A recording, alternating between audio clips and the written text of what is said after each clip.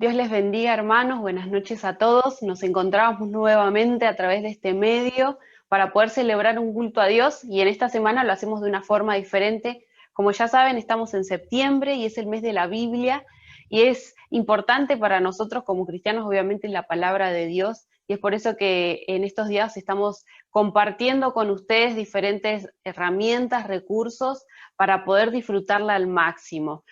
Bueno, yo soy Yamila y como algunos saben estoy a cargo de la clase 2, que es la clase de jóvenes, adolescentes, mujeres, y bueno, desde el departamento de maestros de la escuela bíblica queremos compartir esto también con toda la iglesia y que sea de edificación.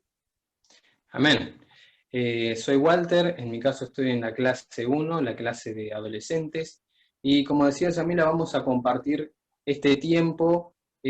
Vamos a comenzar con 5 cualidades, 5 condiciones, características que tienen que ser las nuestras, que tienen que estar presentes en nuestra vida a la hora de interpretar su palabra. Y también vamos a ver 2 objetivos de los cuales tienen que cumplirse también al momento de que tomemos contacto con su palabra para meditar en ella, para buscar justamente esta edificación que mencionaba Yamila. Así que comenzamos de esta manera. Como mencionamos, entonces la hermenéutica es el estudio, la interpretación de los textos.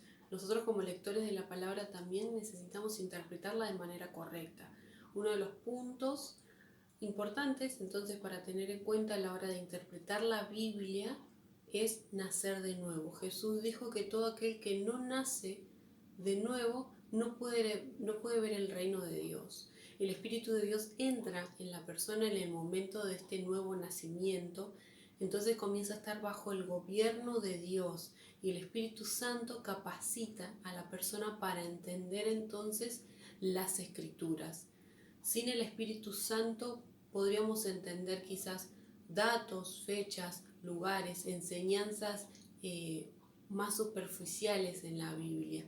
Pero para entender las verdaderas profundidades de la palabra necesitamos el Espíritu Santo en nuestras vidas. Otra cualidad, otra característica del intérprete de la Biblia, de la palabra de Dios, es que depende del Espíritu Santo.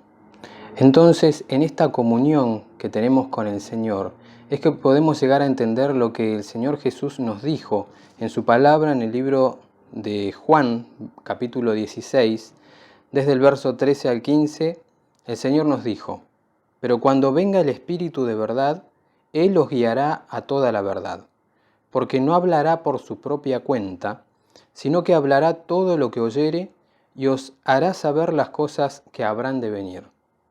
Él me glorificará porque tomará de lo mío y os lo hará saber. Todo lo que tiene el Padre es mío, por eso dije que tomará de lo mío y os lo hará saber. A diferencia del estudio de cualquier otro libro, para entender la palabra de Dios necesitamos de su Espíritu Santo. Y esto se logra con una comunión continua, con un buscarle a través de la oración, a través del ayuno, a través de los medios de gracia.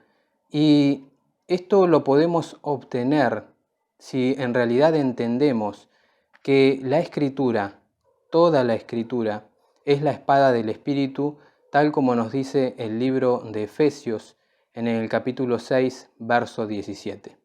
Bien, como tercer precepto, un intérprete de la Biblia debe andar a la luz de la verdad que él entiende. ¿Qué quiere decir esto? Que la obediencia precede a la comprensión espiritual madura. Esto nos indica que con nosotros, cuanto más obedecemos la palabra de Dios, más entendimiento se nos añadirá. La palabra dice en Juan capítulo 7, verso 17, dice: el que quiera hacer la voluntad de Dios, o sea, obedecerla, conocerá si la doctrina es de Dios. Cuando obedecemos, Dios añade a nuestro entendimiento. Por el contrario, cuando desobedecemos, cada vez entendemos menos la verdad.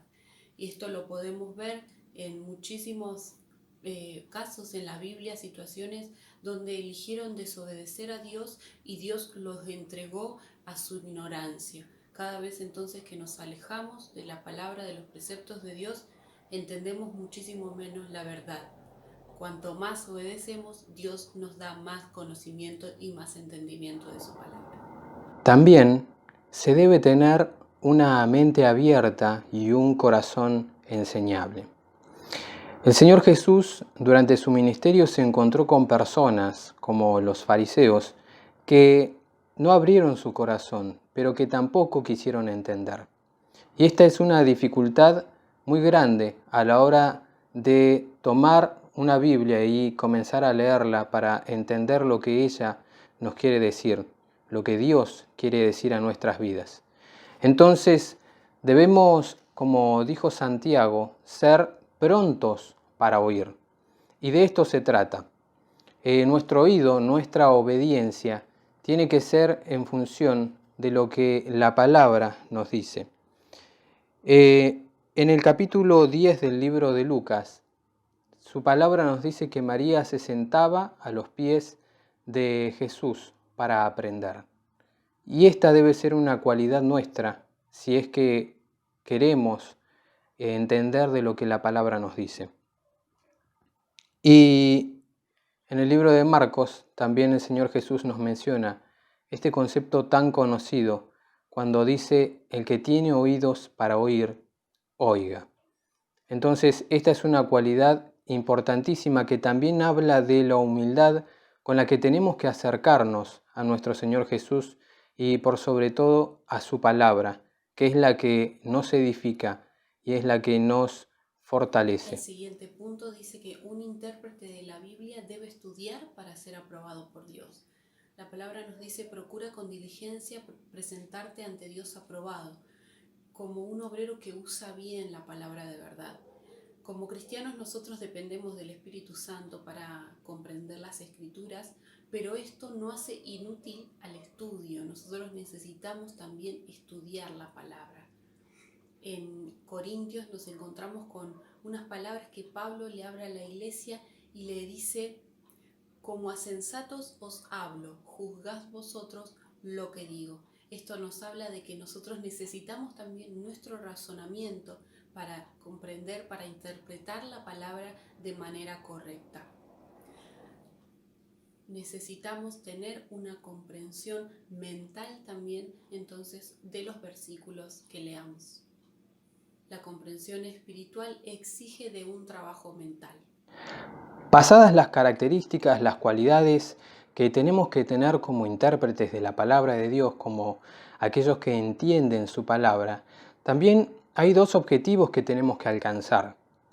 Uno de ellos es descubrir lo que el autor en su tiempo le quiso decir a sus lectores. Para esto llegamos a dos conceptos que son opuestos. Los dos provienen del griego.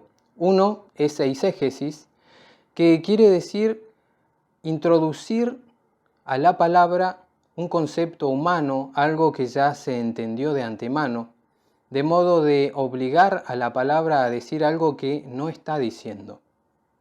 El otro concepto es el de exégesis, que ese concepto es el que debemos buscar y es el que debemos seguir, porque este concepto busca sacar de la palabra aquello que Dios nos quiso decir a través del autor de ese libro.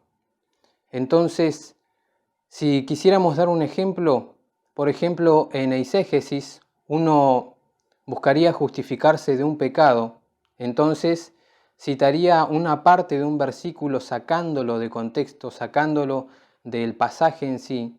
Y por ejemplo podemos mencionar en el capítulo 6 del libro de Romanos, en el versículo 14, donde dice: pues no estáis bajo la ley, sino bajo la gracia. ¿No? Este fragmento de un versículo puede llegar a usarse erróneamente para justificar un pecado, para justificar continuos pecados, pero en realidad, si leemos el versículo siguiente, el versículo 15, nos dice la palabra: ¿qué pues? ¿Pecaremos porque no estamos bajo la ley, sino bajo la gracia? En ninguna manera. Entonces, si nosotros entendemos todo este pasaje, lo que la palabra nos dice es que más allá de estar bajo la gracia, No tenemos que seguir cometiendo errores, no tenemos que seguir cayendo en los mismos pecados, en las mismas equivocaciones. Y esto es en realidad lo que la exégesis busca, de sacar de la palabra aquellos conceptos, aquello que efectivamente nos quiso decir el autor y sobre todo Dios mismo, porque Él es el que inspiró la escritura. Estamos hablando acerca de los objetivos como intérpretes. El siguiente objetivo es descubrir qué nos dice la Biblia ahora, hoy. Un pasaje de la Escritura tiene un solo significado, pero puede tener varios principios y muchísimas aplicaciones. También hay muchas maneras de predicar un mensaje, como por ejemplo el tronco de un árbol tiene muchas ramas y muchas hojas. De la misma forma, un pasaje puede tener un significado, pero su autor puede llevarnos a muchísimos principios y diversas aplicaciones. Si tomamos el ejemplo del árbol, el tronco es el significado que le da el autor a ese pasaje bíblico. Luego tenemos las ramas y las hojas, que son los diferentes principios y las aplicaciones que tenemos. El significado siempre va a ser uno solo. Las aplicaciones conectan los principios con nuestra vida diaria personal.